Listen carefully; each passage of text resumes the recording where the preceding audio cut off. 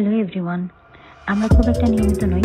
আজকে এই ব্লগটা নিয়ে এসেছি কমপ্লিটলি আমাদের রিসেন্ট ট্রিপ ইন্দোনেশিয়ার বালিকে নিয়ে। অনেক দিনের পরিকল্পনা ছিল, তো সেটাই আমাদের বাস্তবে রূপ দিল। আমরা রওনা হয়েছি সপরিবারে, 2 বাচ্চা আর আমার হাজব্যান্ড, আমরা যাচ্ছি ইন্দোনেশিয়ার বালিতে। দেখতেই পাচ্ছেন আমরা এয়ারপোর্টে এসেছি। আমাদের টিকিটটা যেহেতু বিজনেস ক্লাসে ছিল, সেহেতু আমরা বিজনেস ক্লাসের লাইনে দাঁড়িয়েছি। এয়ারপোর্টে খুব একটা ভিড় নেই। সব কাজ শেষ করে আমরা লাউঞ্জে এসেছি। বাচ্চারা লাউঞ্জে কিছু না খেলে প্লেনে ওদের প্রবলেম হয়। এরপর আমরা চলে গিয়েছি ফাইনাল কলের জন্য।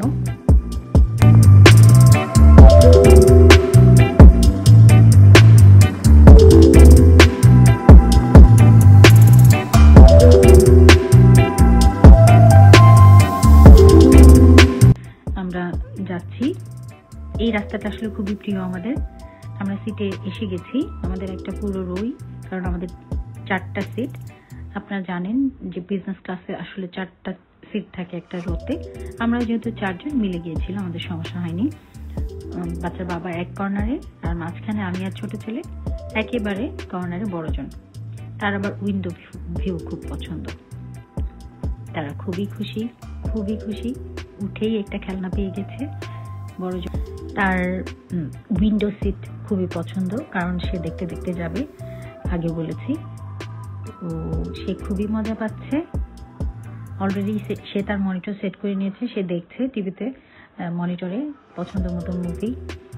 আর আমিও সেটেল হয়েছি। ওই যে দেখা যাচ্ছে নাজমুল হাসান। তো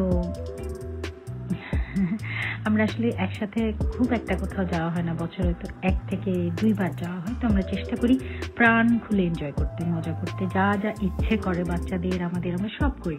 মোটামুটি রিল্যাক্স হয়ে নিয়েছি। টেক অফ হবে, যার জন্য আমরা আসলে সিটটা এখনো আপরাইট রেখেছি।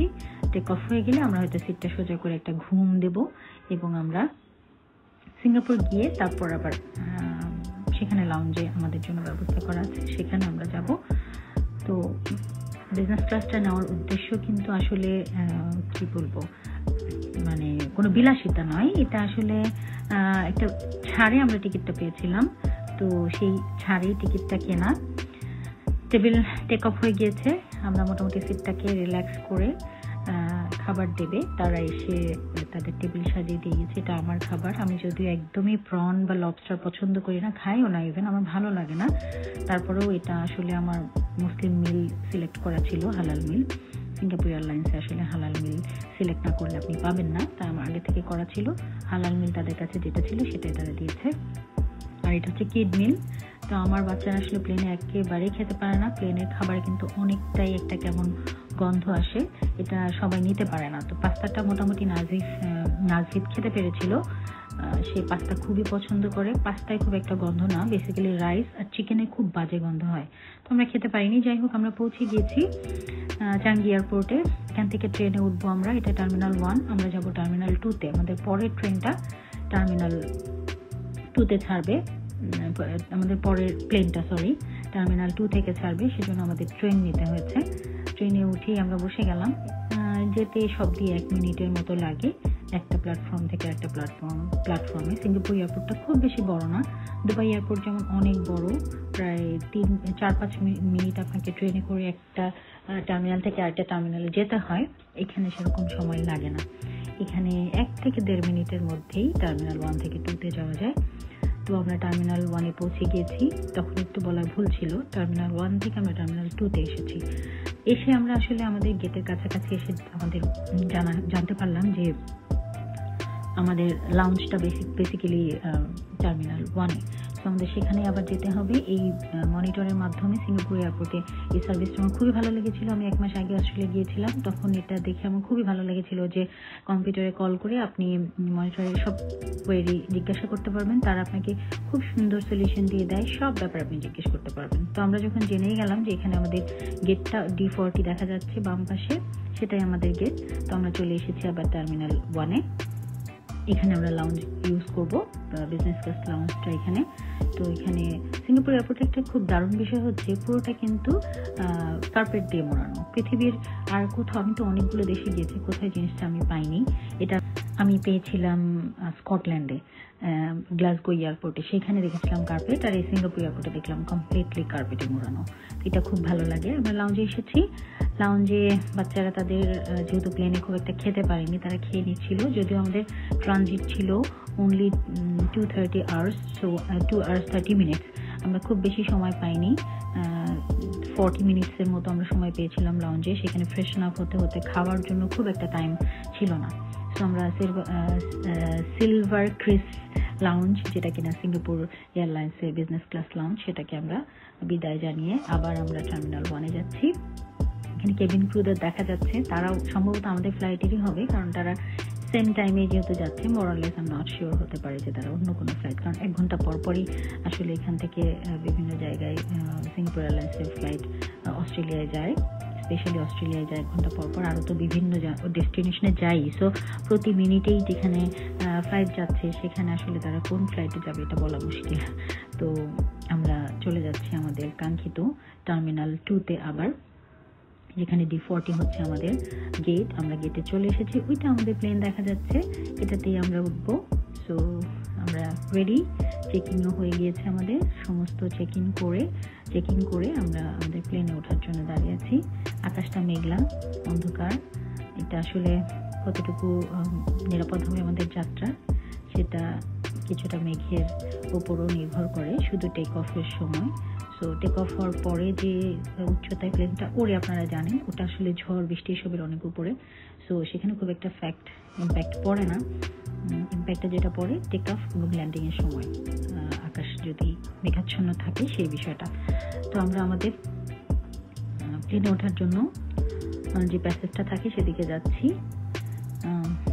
বাচ্চারা কিছুটা এক্সস্টেড, যেহেতু একটা ফ্লাইট শেষ করে খুব একটা বিরতি হয়নি শর্ট ট্রানজিটের কারণে। তারপরও তারা চেষ্টা করছে যতটুকু সম্ভব। আমার বাচ্চারা খুবই কোঅপারেটিভ ট্রাভেলের ব্যাপারে, যখনই তাদেরকে নিয়ে কোথাও যাওয়া হয় তারা খুব সেন্সিবল হয়ে যায়, খুবই কোঅপারেট করে আমাদেরকে। আপনারা দেখতে পাচ্ছেন আমরা উঠছি। আমার প্লেনের এই প্যাসেজটা খুব নস্টালজিয়া ফিল হয় সব সময়, এটা যখনই দেখি। আমি আসলে বাচ্চাদের সাথে কোথাও যাওয়াটাকে খুবই খুবই খুবই মিস করি। আর একা যেহেতু বেশি যাওয়া হয়, ওদের কথা সবসময় মনে পড়ে। ওই ট্যুরগুলো আমি খুব একটা আনন্দ পাই না। তো বছরে 1-2 যে ওদের সাথে যাই, এটা আমার জন্য খুবই খুবই প্রেশিয়াস। ছেলে, বাবা এবং আমরা চেষ্টা করি তাদের জন্য সময় বের করে তাদেরকে নিয়ে কোথাও যেতে, কারণ এটা আসলে তাদের লাইফ টাইম মেমোরি, তারাও মনে রাখবে। বড় হলে তাদের এটা হয়তো আমাদের প্রতি একটা প্রেশিয়াস ভ্যালু অ্যাড করবে। সেটা আমার পার্সপেক্টিভ না, আমার পার্সপেক্টিভ বেসিক্যালি বাচ্চাদেরকে আনন্দ দেওয়া। তো আপনারাও চেষ্টা করবেন বাচ্চাদেরকে আনন্দ দিতে তাদের মনের চাহিদা অনুযায়ী। ছোটজন তার আমার মোবাইলটা বেসিক্যালি খুবই প্রিয়, সে ওটা নিয়ে ব্যস্ত। আমি একটু ভিডিও করে নিচ্ছিলাম। বড়জন প্রায় ঘুমিয়ে যাওয়ার পথে, সে হয়তো ঘুমাবে। এটা সিঙ্গাপুর থেকে আমরা ইন্দোনেশিয়ার বালির উদ্দেশ্যে রওনা হয়েছি। এই সময় এটা আমার এক্স্যাক্টলি মনে নেই, সম্ভবত 3.5 ঘন্টার একটা ফ্লাইট। এটা পুরোটাই তারা ঘুমাবে এরকম প্ল্যানই তারা করেছে অলরেডি। ছোটজন ঘুমিয়ে গিয়েছে, আর আমিও হয়তো একটু ঘুমাবো। আকাশে একদম উপর থেকে যেরকম দেখতে কিছুটা দেখানোর চেষ্টা করেছি। যদিও আমার উইন্ডো সিট নয়, আমি বড়জনের সিটের পাশে গিয়ে একটু ভিডিও করার চেষ্টা করেছিলাম। সে যদিও ঘুমিয়ে, তো আমি এই সুযোগে একটু ভিডিও করেছিলাম। নিচে দেখা যাচ্ছে, কারণ আমরা ল্যান্ডিংয়ের কাছাকাছি চলে এসেছি।